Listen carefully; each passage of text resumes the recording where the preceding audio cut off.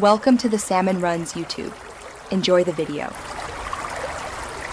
In this video, I will explain how to play Elden Ring offline. First, ensure your PlayStation 5 is completely disconnected from the internet.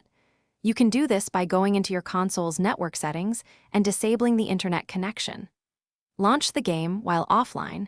This prevents it from attempting to connect to the game servers. This simple step ensures a smooth, uninterrupted single-player experience from the very beginning.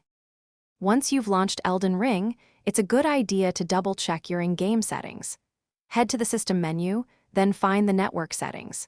Here, you should see an option for Play Online. Make sure this is explicitly set to offline play.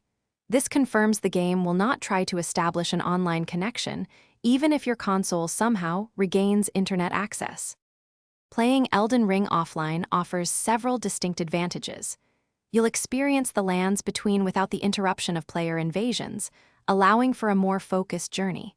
There will be no distracting messages or bloodstains from other players, enhancing immersion.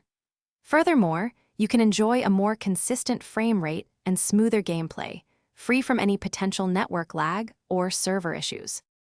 If you decide to return to the online world of Elden Ring, the process is straightforward. First, fully exit the game. Then, reconnect your PlayStation 5 to the internet through its network settings. Once your console is online, simply relaunch Elden Ring. The game will then attempt to connect to the servers, allowing you to enjoy cooperative play, player-versus-player combat, and other online functionalities. Thanks for watching. Consider subscribing if we helped you.